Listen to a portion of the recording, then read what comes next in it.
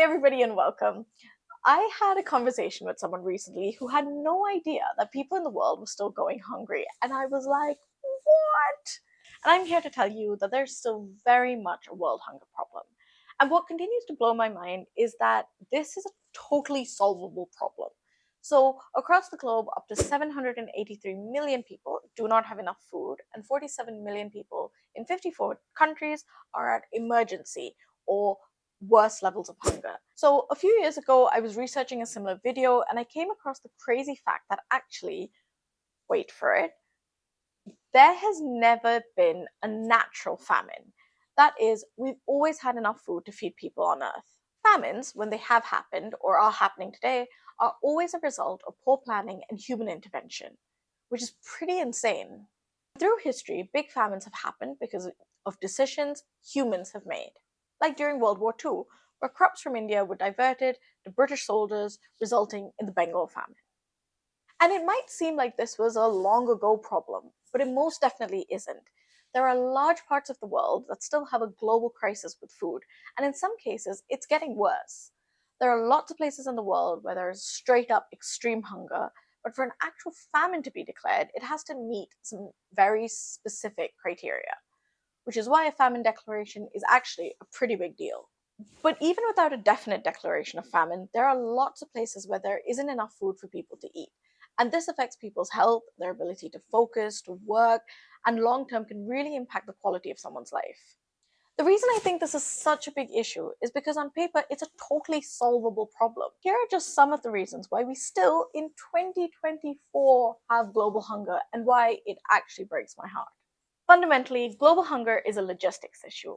So 13% of all food produced is lost between harvest and retail, and even more is lost as household waste. Simply put, enough food is grown in the world to feed everybody, but because of waste, it doesn't make it to where it's needed. And one of the main causes of food waste is a lack of cold storage. Food is even wasted on fields.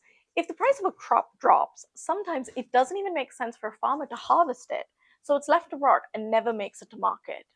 Strengthening supply chains, developing storage systems, and subsidizing farmers to make sure they sell their crops would go a long way to solving world hunger. But sometimes, even with the strongest of supply chains, food supplies can still be interrupted by events such as conflict. When there is a conflict in a place, it affects everything, making it hard to find and afford food, and with prolonged crises, this can affect how much nutrition a population ends up getting. And when people are hungry and haven't had enough to eat, it can also worsen conflict, especially when food prices are simply too high for people to afford. In a lot of conflicts, starvation is used as a weapon. This means that destroying people's crops or harming their livestock and poisoning their wells. A recent UN resolution has aimed to tackle that, urging countries to leave food systems intact, and destroying or poisoning water sources can now be treated as a war crime. I'll do a separate video soon on how climate change causes conflict, but as climate shocks like extreme weather, flooding, and water scarcity increase, it can have a big impact on the amount of food available to everyone. A lot of the variable crops around the world are affected by climate change. In some parts of the world, like Bangladesh, flooding has already had a huge effect on how crops perform. Other places may not have enough water as rivers and lakes dry up, and extreme temperatures mean that it is becoming harder and harder to ensure enough food is grown. It can also be exacerbated by disasters like hurricanes, cyclones, and earthquakes, which can cut out power and road supplies and affect how food is transported or stored. And it often causes a ripple effect. If one part of the food system is interrupted due to a climate event, big or small, that can lead to inflation. We've seen this happen over the last 2 years after international trade was suspended due to COVID-19.